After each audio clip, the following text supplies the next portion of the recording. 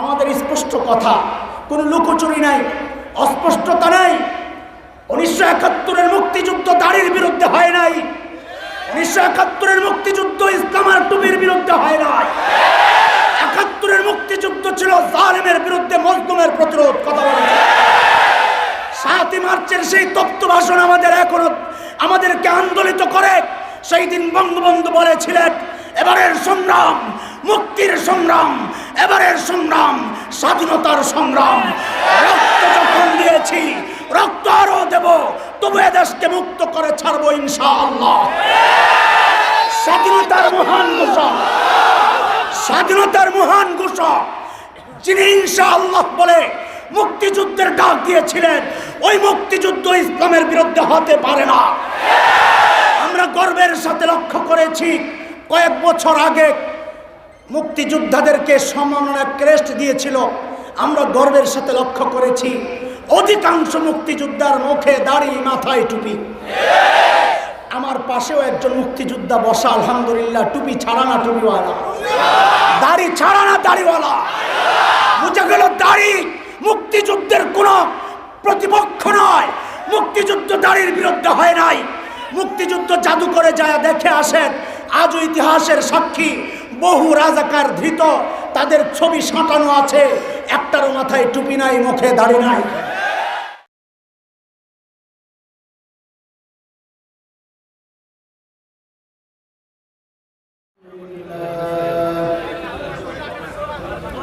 আলহামদুলিল্লাহি ওয়া কাফা ওয়া সালামুন আলা ইবাদিহিল্লাযীনা ইসতাফা। أما بعد فأعوذ بالله من الشيطان الرجيم. بسم الله الرحمن الرحيم.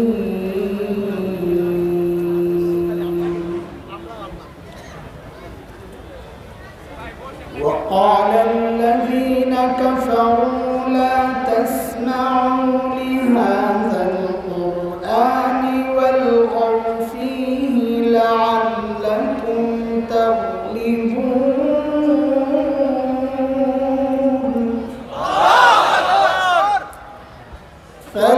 فلنذيقن الذين كفروا عذابا شديدا ولنجزينهم أسوأ الذي كانوا يعملون.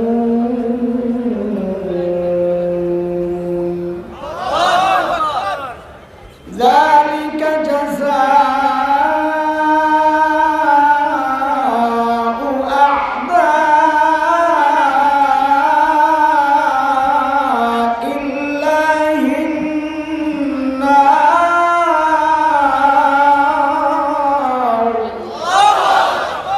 لهم فيها دار الخلد جزاء بما كانوا بآياتنا يجحدون. آمنت بالله صدق الله العلي العظيم. চন্দ্রা দারুল মাহমুদনগর মাদ্রাসার দিকে আয়োজিত আজকের এই ওয়াজ ও দোয়া মাহফিলের সম্মানিত সভাপতি, উপস্থিত হযরত উলামায়ে কেরাম, মুদ্রান আযম, দূর দূরান্ত থেকে আগত ইসলাম প্রিয় সুধী সমাজ, প্রিয় ছাত্র ভাইয়েরা,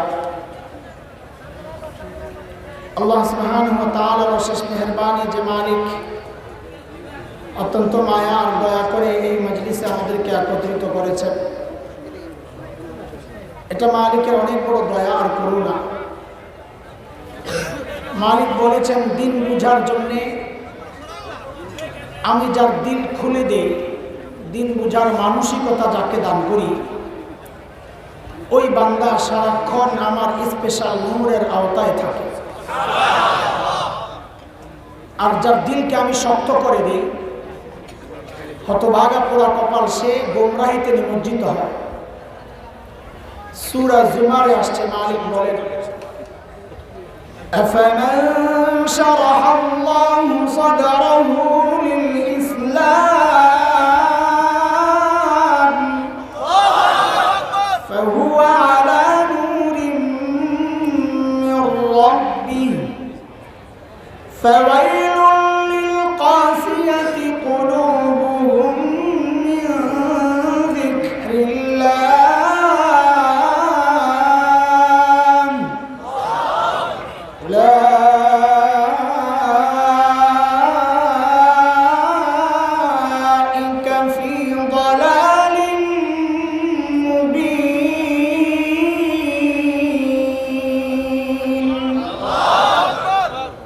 আয়াতের মধ্যে রব্বে কারীম এই কথাগুলো বলেছেন। মুহতারাম হাজিরিন, আমাদের সময় একেবারেই কম। হযরত আল্লামা নূর হোসেন কাসিমি দামাত বারাকাতুহুল আলিয়া,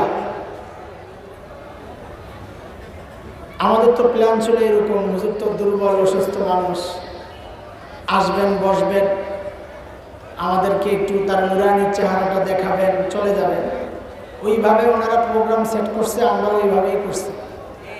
মাগরিবের পরে আমি বয়ান করব, হুজুর তো আসবেন বসবেন, অসুস্থ মানুষ, দোয়া দিয়া যাবেন গা। কিন্তু আমাদের বুড়ারাও যে মাঝে মাঝে এসকর জজবা উঠে, হযরতকে দেখে বুঝলাম আলহামদুলিল্লাহ, আমাদের ছায়াগুলো যতদিন আমাদের উপরে থাকবেন আমরা নিরাপদ থাকবো, এই দেশ নিরাপদ থাকবে ইনশাআল্লাহ। সময় একেবারেই কম। হুজুর যা আলোচনা করছেন ওইটাকে আমি আরেকটু আগায় নিতে চাই আর কি। মূল খাবার যেটা শেষ, ফিনিশিং দেন না ডাইল দিয়া টক দিয়া, এখন এই ডাইল আর টক কিছু দিয়া খাওয়াটা শেষ করে দিই। কোরআন আল কারীমের প্রসঙ্গ এনেছেন হুজুর, ওই বিষয়ে কিছু কথা বলতে চাই। আকার ইঙ্গিতে হযরত কিছু বিষয়ের দিকে ইঙ্গিত করেছেন, ওগুলার একটু ব্যাখ্যা দিতে চাই। কোরআন আল কারীমের সূরা হামিম আস-সাজদার 3টা আয়াত আমি তেলাওয়াত করেছি। আয়াতগুলোর মোটামুটি তরজমা এরকম: وقال الذين كفروا لا تسمعوا لهذا القرآن والغوا فيه لعلكم تغلبون। প্রথম আয়াত, কাফেররা বলে এই কোরআন শুনবা এবং হট্টগোল তৈরি করবা, কাউকে শুনতে দিবা না, তাইলে তোমরা জয়ী হবা, জয়ী থাকবা। এটা কাফেরদের কথা। এই বক্তব্যের জবাবে আল্লাহ আরো 2টা আয়াত এনেছেন। আল্লাহ জবাব দিয়েছেন, 1 নাম্বার, فَلَنُذِيقَنَّ الَّذِينَ كَفَرُوا عَذَابًا شَدِيدًا وَلَنَجْزِيَنَّهُمْ أَسْوَأَ الَّذِي كَانُوا يَعْمَلُونَ। আল্লাহ বলেন যারা কাফির তাদেরকে আমি অবশ্যই কঠিন শাস্তি ভোগ করাবো এবং তাদের অপকর্মের শাস্তি আমি আল্লাহ তাদেরকে কড়ায় গন্ডায় বুঝিয়ে দিব। আল্লাহ তাআলার প্রথম কথা। দ্বিতীয় আয়াত, শেষ আয়াত, যালিকা জাযাউ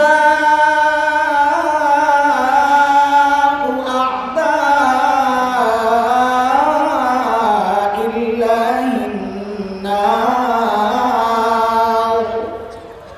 লাহুম ফীহা দারুল খুলদ জাযাআন বিমা কানু বিআয়াতিনা ইয়াজহাদুন। আল্লাহ বলেন এই যে শাস্তি আল্লাহর দুশমনদের, অর্থাৎ জাহান্নাম, এখানে তারা চিরকাল থাকবে, কারণ তারা আল্লাহর আয়াতকে অস্বীকার করেছে। এই হচ্ছে আয়াত 3টার মোটামুটি তর্জমা। আমি কিন্তু দৌড়ের উপরে থাকবো, খেয়াল করলে বোঝা যাবে, নাইলে হারিয়ে যাবে। মনোযোগ আছে নি আপনাদের? আগাগোড়া একটু মনোযোগ দিয়ে শুনেন, তো একটা মেসেজ যেটা দিতে চাইবো ওইটা বুঝে আসবে। একটা মাকসাদে কথা শুরু করছি, হাওয়াই কিছু কথা বলে টাইম পাস করা সময় নাই ভাই। একটা প্ল্যান আর প্রোগ্রাম নিয়ে কথাটা শুরু করেছি, একটা মিশনে নেমেছি, আপনাদের কাছে পৌঁছায় দেওয়া ইমানি জিম্মাদারি, এই জন্যে কথা শুরু করতেছি। মনোযোগ থাকলে জরুরি কিছু কথা বুঝে আসবে ইনশাআল্লাহ। বিখ্যাত মুফাসসির ইমাম কুরতুবী রাহমাতুল্লাহি আলাইহি লিখেছেন, রাইসুল মুফাসসিরিন হযরত আব্দুল্লাহ ইবনে আব্বাস রাদিয়াল্লাহু তাআলা আনহুমার বরাতে তিনি বলেন, এই আয়াতগুলোকে আল্লাহ তাআলা মক্কার কাফিরদের সম্পর্কে নাযিল করেছেন। কাদের সম্পর্কে? মক্কার কাফিরদের সম্পর্কে নাযিল করেছেন। কথাগুলো কি? দুইটা কথা। মৌলিক কথা কয়টা? দুইটা। এক হচ্ছে কোরআন নিজেরা শুনবা না, আর এক হচ্ছে কাউকে শুনতে দিবা না। একটা চেয়ার ছিল। মৌলিক কথা কয়টা? নিজে কোরআন শুনবা না, কাউকে শুনতে দিবা না। বক্তব্যের মূল কথা দুইটা। এক হচ্ছে এই কোরআন শুনবা না, কাউকে শুনতে দিবা না। মূলত বক্তব্যটা কাফেরদের না, মূলত বক্তব্যটা হচ্ছে ইবলিসের। কার? কারণ ইবলিসের চূড়ান্ত টার্গেট হচ্ছে বান্দাকে রব থেকে বিচ্ছিন্ন করা।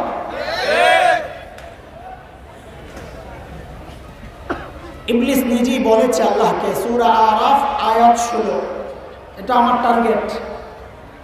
قال فبما أغويتني لأقعدن لهم صراطك المستقيم। ইবলিস বলেছে, আল্লাহ যাদের কারণে আপনি আমাকে দূরে সরাইয়া দিয়েছেন, আমি এদেরকে ছাড়ব না। কি করবি? বলে যেই রাস্তা দিয়ে আপনার কাছে আসবে তাদেরকে ওই রাস্তা থেকে আমি বিচ্ছিন্ন করে দিব, মানে আপনার থেকে বিচ্ছিন্ন করে দিব। আর ইবলিস এটা জানে, বান্দাহকে রব থেকে বিচ্ছিন্ন করার একমাত্র রাস্তা হচ্ছে বান্দাহকে কোরআন থেকে দূরে সরায় দেওয়া। বান্দা অটোমেটিক মালিক থেকে বিচ্ছিন্ন হয়ে যাবে। এটা বুঝার জন্যে সূরা রহমানের প্রথম 3টা আয়াত একটু লক্ষ্য করেন, এই কথাটা বোঝার জন্য। রব থেকে বিচ্ছিন্ন কিভাবে করে? কোরআন থেকে দূরে সরায়। আয়াত 3টা খেয়াল করেন। আর রহমান আল্লামাল কুরআন খালাকাল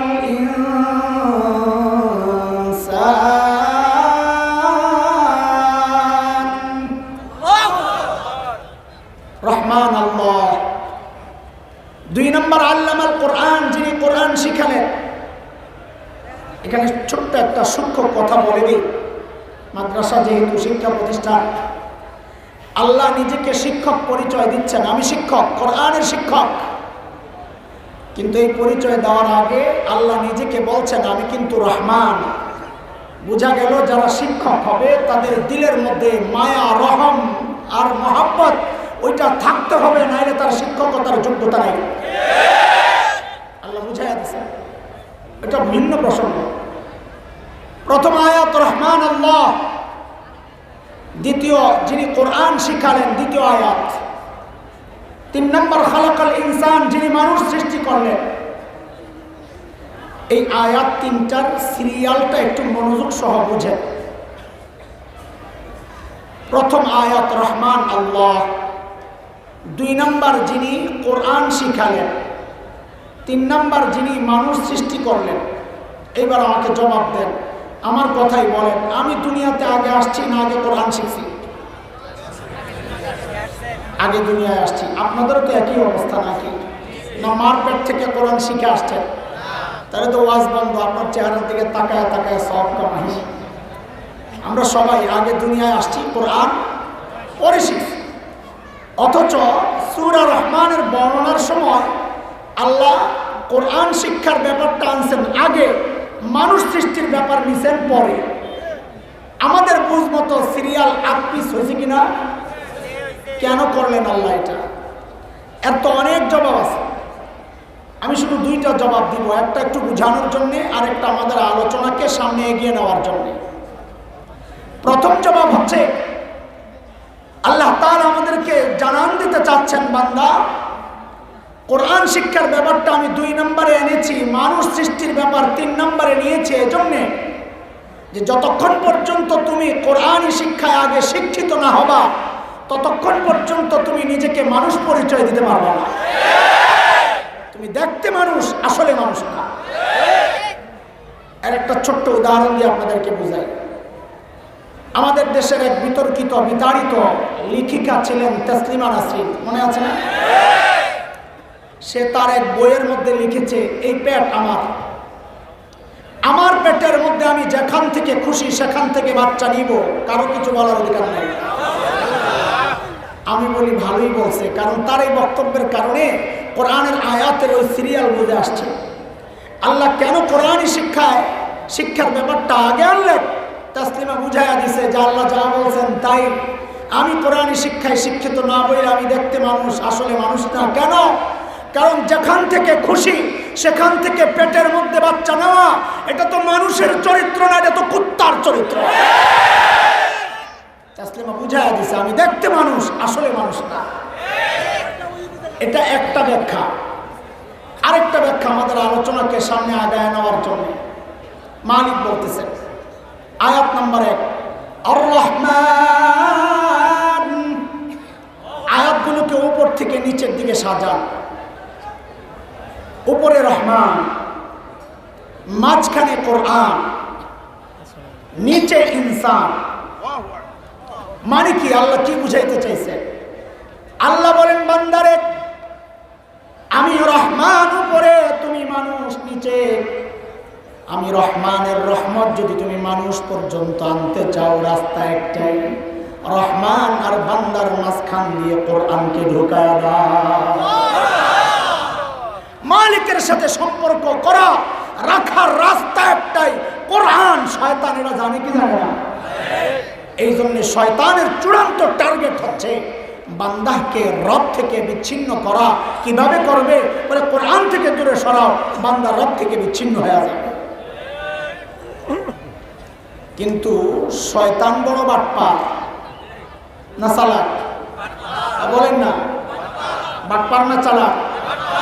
হ্যাঁ, বাটপার। বাটপার আর চালাক এক জিনিস না। যেমন সরল সোজা আর ব্যাককল এক জিনিস না, বাটপার আর চালাকও। শয়তান কোনোদিন মানুষকে এক পদ্ধতিতে ধোঁকা দেয় না, তাহলে ধরা পড়ে যাবে। আর এটা শয়তান নিজেও বলেছে, আমি এক পদ্ধতিতে ধোঁকা দিব না। সূরা আরাফ আয়াত 17, সুম্মা লাআতিয়ান্নাহুম মিন বাইনি আইদিহিম ওয়া মিন খালফিহিম ওয়া আন আইমানিহিম ওয়া আন শামাইলিহিম ওয়া লা তাজিদু আকসারাহুম শাকিরিন।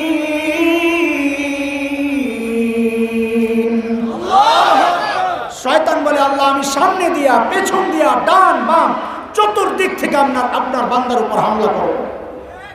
মুফাসসিরিনে কেরাম বলেন, এর অর্থ হচ্ছে শয়তান যে মানুষকে ধোঁকা দিবে, এক পদ্ধতিতে ধোঁকা দিবে না, তার ধোঁকা দেওয়ার পদ্ধতি হবে ভিন্ন ভিন্ন ভিন্ন ভিন্ন। ঠিক 2 আয়াত পর, মনোযোগ আছে আপনাদের? অল্প কথা বিশেষ করে দিব। ঠিক 2 আয়াত পর সূরা আরাফের 20-21, শয়তান যে মানুষকে এক পদ্ধতিতে ধোঁকা দেয় না, আল্লাহ উদাহরণ দিয়ে দেখায় দিয়েছেন, এরে আমার বান্দা, তোমাদের দুশমন শয়তান কিন্তু তোমাদেরকে এক পদ্ধতিতে ধোঁকা দিবে না। বলে উদাহরণ, প্রমাণ? বলে দেখো তোমার বাবা আর মাকে ধোঁকা দেওয়ার ক্ষেত্রেও শয়তান এক পদ্ধতি গ্রহণ করে নাই। বাবা মাকে ধোঁকা দেওয়ার ক্ষেত্রেও শয়তান এক পদ্ধতি, কথা বলেন না, গ্রহণ করে নাই। কি করছে আসেন ওই দুই আয়াত একটু দেখি। فوسوس لهما الشيطان ليبدي لهما ما وري عنهما من سوآتهما وقال ما نهاكما ربكما عن هذه الشجرة إلا أن تكونا ملكين أو تكونا من الخالدين وقاسمهما إني لكما لمن الناصحين।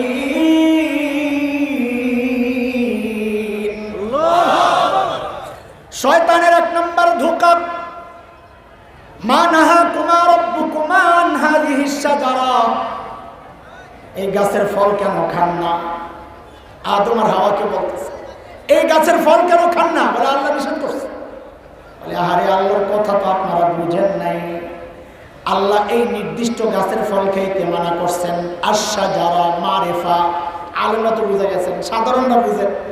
ধরেন এই লাইনে 10টা কাঁঠাল গাছ আছে, আল্লাহ নিষেধ করছেন কাঁঠাল গাছ, কাঁঠাল খাইবা না, কাছেও যাইবা না। শয়তান এসে কি বলে জানেন? মা নাহাকুমা রাব্বুকুমা আন হাযিহি শাজারা, আল্লাহ আপনাদেরকে এই যে 1 নম্বর নির্দিষ্ট গাছ এইটার ফল খাইতে না মানা করছে, আরো যে 9টা আছে ওটা তো মানা করে নাই, খা। তাহলে আল্লাহর কালামের সর্বপ্রথম তাফসীর করছে কে? কথা বলে না। মুফাসসির হুজুরের নাম কি? আরে কথা বলে না। মুফাসসির হুজুরের নাম কাজী বড় টুপি আহাবাকাবা আল্লামা, এত বড় লিডার, এই সেই আল্লামা তাফসীর মুফাসসির এত কিছু, এগুলা দেখেই কাইট হয়ে যায় না। শয়তান কিন্তু সর্বপ্রথম আল্লাহর কালামের তাফসীর করছে। আল্লামা নূর হোসেন কাসিমি যে কথাটা বলেছেন, আমি অন্যভাবে বলতেছি যে কোরআনের সাথে সম্পর্কের এটা একটা দিক, সালাফে সালেহিনদের তাফসীর ছাড়া কোনো তাফসীর গ্রহণ করব না। দেখেন মাওলানা মওদুদির কলমের অনেক শক্তি ছিল, অনেক শক্তি ছিল। আমাদের আব্বা, আমার বাবা ছোটবেলায় আমাদেরকে বলতেন বই পড়ার দরকার নাই। আমি তো কাটাবনের পাশে খুব প্রভাবিত, আমরা হামলা হইত। তো আমি বলতাম আব্বা একটু জানার জন্য পড়ি। তো আব্বা বলতেন তোমার বড়রা যে জেনে বলেছেন গোমরা, ওইটা তোমার হয় না, আবার তোমার পড়া লাগবে। কেন বলতেছি? যে এত খুরদার কলম, এত শক্তিশালী লিখনি, তারপরেও আলেমরা বিরোধিতা কেন করেছেন এই জন্যে যে তিনি কিছু জায়গায় মন গড়া তাফসীর করেছেন।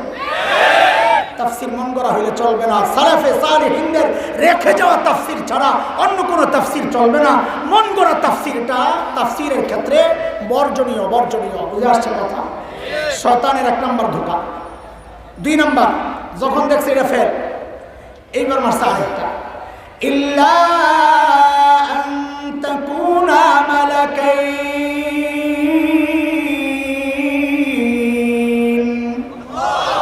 খান।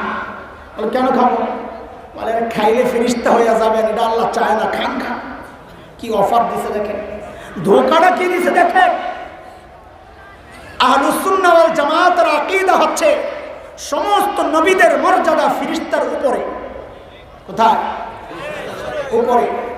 হযরত সাইয়্যিদুনা আদম তো নবী, তিনি ফল খায়া তার চেয়ে নিচের মর্যাদা, ফেরেশতা হতে যাবেন কোন দুঃখে? এটা আরেকটা ধোঁকা। অনেক সময় আমাদেরকে জুব্বা পয়রাও মানুষ ধোঁকা দেয় কিনা? এটাকে আমরা বলি নেক সুরতে ধোঁকা। দেখাইছে মধু আসলে বিষ, ওই যে পোলা গান গেছে, দেখাইছে মধু আসলে। শয়তান যখন দেখলো এটাও বাদ, কাজ হয় নাই, এইবার মারছে 3 নম্বরটা কি? আও তাকুনা মিনাল খালিদিন, খান। বলে কেন খাবো? বলে ফল খাইলে জান্নাতে স্থায়ীভাবে থাকার ব্যবস্থা হবে, এটা আল্লাহ চায় না, আপনাদেরকে বাইর করতে চায়, খাইলেই কাম শেষ। বলে এটাও একটা ধোঁকা। কেন? শরীয়তের মিজাজের খেলাফ, আল্লাহর উদ্দেশ্যের খেলাফ বক্তব্য এটা। কেমনে? কারণ আল্লাহ আদম আর হাওয়াকে জান্নাতে স্থায়ীভাবে থাকার জন্য বানানি, বানাইছেন কই পাঠাবেন? وَإِذْ قَالَ رَبُّكَ لِلْمَلَائِكَةِ إِنِّي جَاعِلٌ فِي الْأَرْضِ خَلِيفَةً, আমি জমিন আমার প্রতিনিধি পাঠাতে চাই। তাহলে একটা পেস লাগে, যদি জমিনই পাঠাবেন তো মাঝখানে জান্নাতে পাঠাইলেন কি জন্য? এই জন্যই তো এত গ্যাঞ্জাম লাগলো। ডাইরেক্ট দুনিয়ায় পাঠাই দিলে তার এত গ্যাঞ্জাম লাগে না? কথা বল, আপনাদের পেস লাগেনি? লাগলে বলবো, না লাগলে থাক। আমার তো আসল কথা রয়ে গেছে, আমি শেষ করবো খুব দ্রুত। আল্লাহ তোমার হাওয়াকে দুনিয়ায় পাঠাবেন বলে বানাইয়া জান্নাতে ঢুকাইছেন কেন? বলে শুনেন, আল্লাহর সাথে আমাদের একটা বেচা কেনার চুক্তি আছে, জানেননি আপনারা? সূরা তাওবা আয়াত 111, ইন্নাল্লাহা আশতারা মিনাল মুমিনিনা আনফুসাহুম ওয়া আমওয়ালাহুম বিআন্না লাহুমুল জান্নাহ, জান্নাতের বিনিময়ে আল্লাহর কাছে জান আর মাল বিক্রি করে দিয়েছে। আপনারা কিনতে রাজি নেই জান্নাত? সবাই রাজি? মাশাআল্লাহ। জান্নাত দেখছেন না আপনারা? আহা, তো মুফতি সাহেবদেরকে জিজ্ঞেস করেন, না দেখে কোনো কিছু বেচা কিনা যায় আছে? এই জন্যই তো নাস্তিক মুরতাদরা বলে আমরা অন্ধবিশ্বাসী, না দেখেই সব বিশ্বাস করি। আসলে কি অন্ধবিশ্বাসী? বুঝে শুনে বিশ্বাসী। তো কেমনি বুঝে শুনে বিশ্বাস হইলাম? কই জান্নাত তো না দেখে কেনার জন্য রেডি হয়ে গেছে। হ্যাঁ হ্যাঁ, বুঝেন বুঝেন। আপনাদের এলাকায় মেয়েদেরকে বিয়ে দিলে শ্বশুর বাড়ি দেখার জন্য কে যায়? মেয়ে না গার্জিয়ান? না, মেয়ে দুই রকম। এক মেয়ে তো মা বাবার বাধ্য সন্তান, তার সামনে বিয়ে শাদীর আলাপ হইলে সে লজ্জায় আরেক ঘরে যায় ভাবিকে বলে তুমি যাই সামলাও, আমি এগুলো কিচ্ছু জানার দরকার নাই, বাবা মা যা বলে তাই ঠিক। আর মায়া যদি মা বাবার অবাধ্য সন্তান হয়, হ্যাঁ, তাই বলবে না আমার সব খবর নিয়ে আইটিব, আমার জায়গা দেখাই ঠিক। আমি জিজ্ঞেস করি আপনারা মা বাবার বাধ্য সন্তান না অবাধ্য সন্তান? বাধ্য সন্তান। তাহলে তার সমস্যা নাই। আল্লাহ তাআলা বাবা আদম আর হাওয়াকে দুনিয়ায় পাঠানোর আগে জান্নাত থেকে কেন ঘুরায় আনছেন? যেন কিয়ামত পর্যন্ত নাস্তিক মুরতাদদের মুখ বন্ধ হয়ে যায় যে না না না, আমরা জান্নাত না দেখেই কেনার জন্য রেডি হই নাই, আমরা মা বাবার বাধ্য সন্তান। আমাদের বাবা আদম জান্নাত দেখছেন, আমাদের মা হাওয়া জান্নাত দেখছেন, আমাদের দেখার দরকার নাই। শয়তান যখন দেখলো এটাও ফেল, এইবার মারছে 4 নম্বরটা। হ্যাঁ, কামই তো এটা। وقاسمهما إني لكما لمن الناصحين।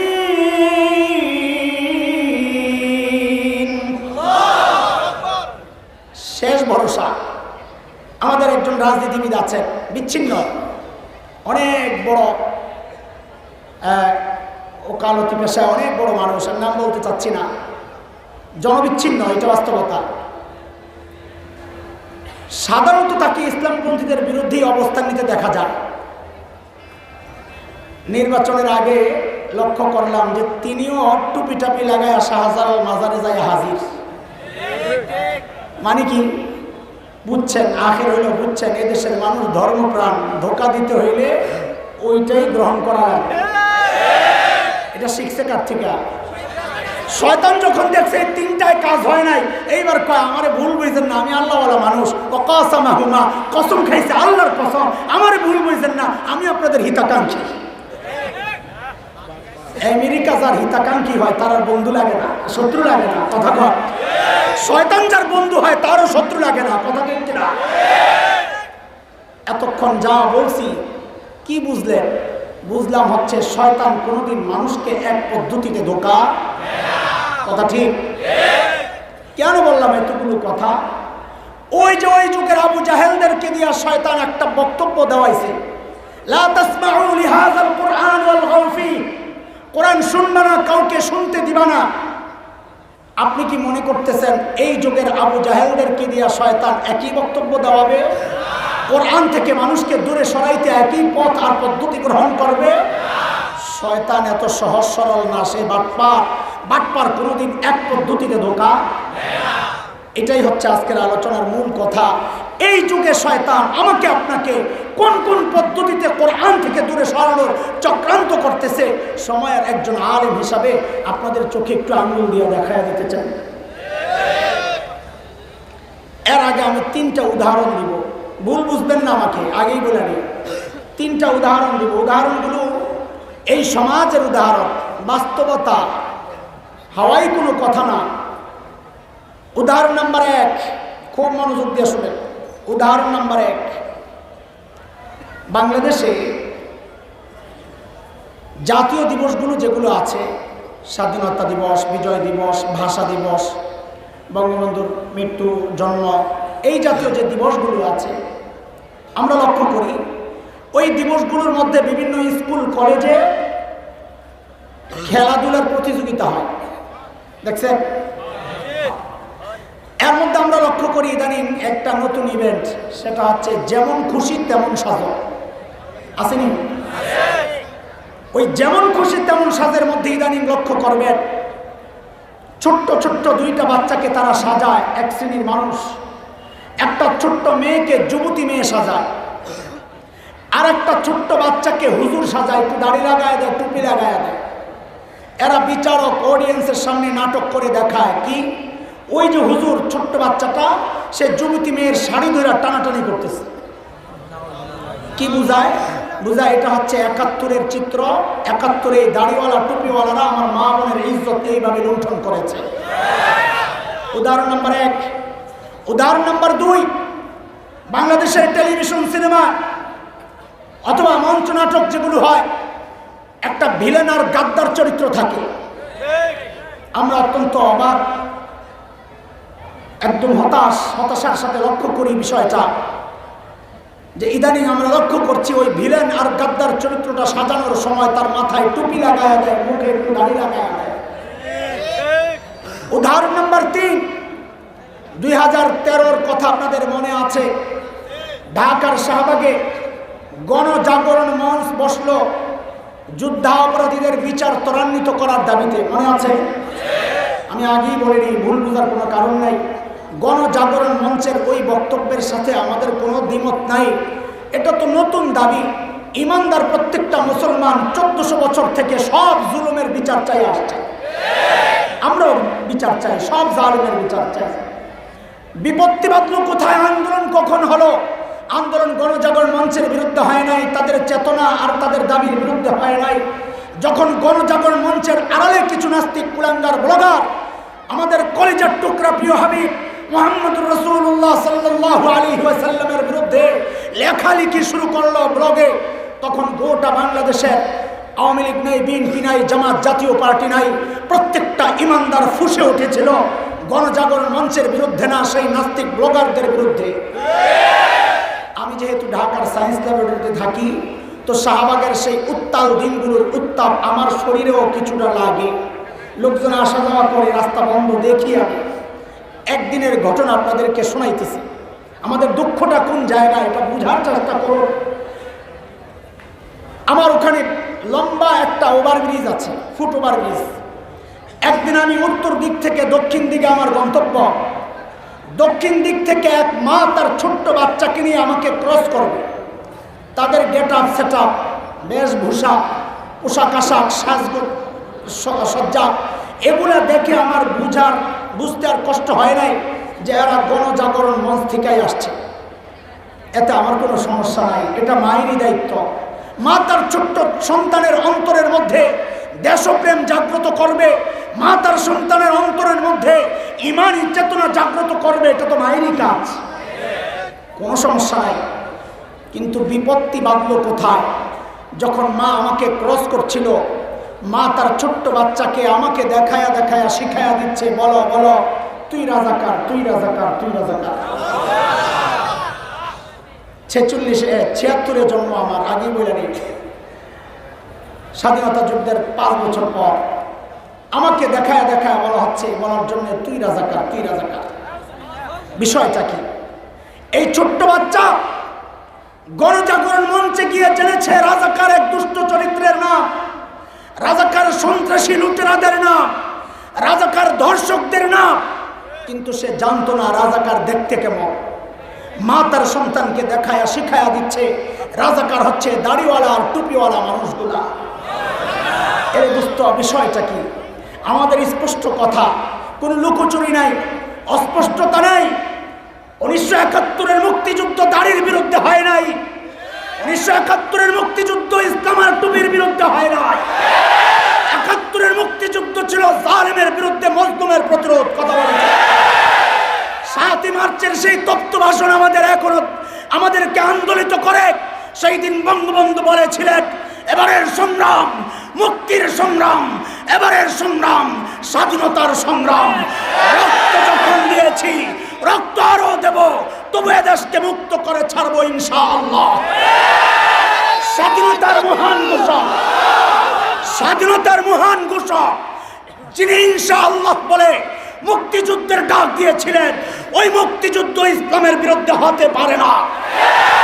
আমরা গর্বের সাথে লক্ষ্য করেছি, কয়েক বছর আগে মুক্তিযোদ্ধাদেরকে সম্মাননা ক্রেস্ট দিয়েছিল। আমরা গর্বের সাথে লক্ষ্য করেছি অধিকাংশ মুক্তিযোদ্ধার মুখে দাড়ি, মাথায় টুপি। আমার পাশেও একজন মুক্তিযোদ্ধা বসা, আলহামদুলিল্লাহ, টুপি ছাড়া না টুপিওয়ালা, দাড়ি ছাড়া না দাড়িওয়ালা। বুঝা গেল দাড়ি মুক্তিযুদ্ধের কোন প্রতিপক্ষ নয়। মুক্তিযুদ্ধ দাড়ির বিরুদ্ধে হয় নাই। মুক্তিযুদ্ধ জাদু করে যায় দেখে আসেন, আজও ইতিহাসের সাক্ষী।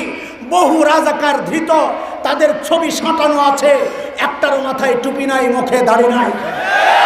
তাইলে আমাদের জিজ্ঞাসা, কারা যারা মুক্তিযুদ্ধকে দাড়ির বিরুদ্ধে দাঁড় করাতে চায়, টুপির বিরুদ্ধে দাঁড় করাতে চায়, আল্লাহর কসম খায়া বলি, না এর সাথে আওয়ামী লীগের সম্পর্ক, না অন্য কোনো দলের সম্পর্ক। এরা হচ্ছে যুগের আবু জাহেল। ওই যুগের আবু জাহেলরা ডাইরেক্ট বলতো, লা তাসমাউ লিহাযাল কুরআন ওয়ালগাউ ফি, কোরআন শুনবা না, কাউকে শুনতে দিবা না। এই যুগের আবু জাহেলদেরকে দিয়া শয়তান ওই বক্তব্য দেওয়ায় না, এমন একটা পরিবেশ কায়েম করতে চায়, এমন একটা প্রজন্ম তৈরি করতে চায়, তাদের অন্তরের মধ্যে দাড়ির প্রতি ঘৃণা তৈরি হবে, টুপির প্রতি ঘৃণা তৈরি হবে। কেন? যেন আস্তে আস্তে কোরআনের ধারক বাহক ওলামায়ে কেরাম থেকে জাতি বিচ্ছিন্ন হয়ে যায়, কোরআন থেকে বিচ্ছিন্ন হয়ে, মালিক থেকে বিচ্ছিন্ন হয়ে যাবে। তাদের উদ্দেশ্যে আমাদের আখেরি পয়গাম, শেষ কথা, এইরকম দাড়িওয়ালা টুপিওয়ালা মুক্তিযোদ্ধারা যতদিন আছেন, শাইখুল হিন্দের রুহানি সন্তানরা যতদিন আছেন, শুনে রাখ কুলাঙ্গাররা, 71 একবার দেশ মুক্তির জন্য মুক্তিযুদ্ধ হয়েছে। ইমান রক্ষায়, মানচিত্র রক্ষায় যদি আবারও যুদ্ধের প্রয়োজন হয়, আবারও যুদ্ধ হবে।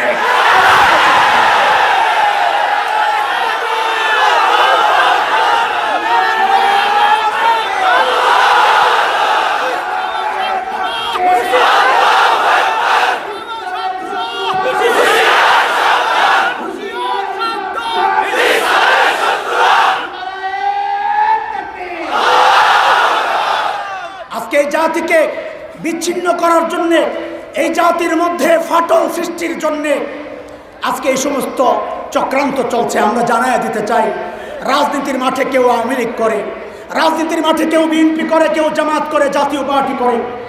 এই যে হাতের 5টা আঙ্গুল একসাথে না, আলাদা আলাদা, কিন্তু এই আঙ্গুলগুলো খাওয়ার সময় কিন্তু এক হয়ে যায়। কথা ঠিক? আমরা হয়তো আজকে বিচ্ছিন্ন রাজনীতির মাঠে, কেউ আওয়ামী লীগ করে, কেউ বিএনপি করে, কেউ জামাত করে, কেউ জাতীয় পার্টি করে, কিন্তু শুনে রাখ, মানচিত্র রক্ষায়, দিন রক্ষায় আমরা বিচ্ছিন্ন থাকবো না, সব এক হয়ে যাবো, এক হয়ে যাবো। আল্লাহ তাআলা আমাদেরকে কবুল করেন। এই সমস্ত সময়ের চক্রান্ত থেকে আল্লাহ তাআলা এই জাতিকে হেফাজত করেন। আল্লাহ তাআলা উম্মত যেন কোরআন থেকে বিচ্ছিন্ন না হয়, আমাদের যে দায়িত্ব আর জিম্মাদারি আমরা যেন পুরোপুরি আদায় করতে পারি, আল্লাহ সে তৌফিক দান করেন। আমি অত্যন্ত কৃতজ্ঞতার সাথে মোবারকবাদ জানাই যে অত্যন্ত ধৈর্যের সাথে, এই পরিবেশ আমরা পাই না। এই মোহতারামরা আসলেই তো বয়ান রেখে দিয়ে আমাদেরকে ওনাদেরকে দিয়ে আগে বিদায় করতে হয়। আমি দিল থেকে মোবারকবাদ জানাই। এই যে আলিমকে ইজ্জত দিয়েছেন, বয়ানের মাঝখানে কথা বলতে চান নাই, এটা কোরআনের সম্মান। কথা বলে আল্লাহ আপনার সম্মান বাড়াইয়া দেন। আলিমদের দোয়ার মোহাব্বত ভালোবাসা আপনি দেখাবেন, আমরাও দেখাবো, একসাথে জান্নাতে যাবো ইনশাআল্লাহ। আসসালামু আলাইকুম ওয়া রাহমাতুল্লাহ।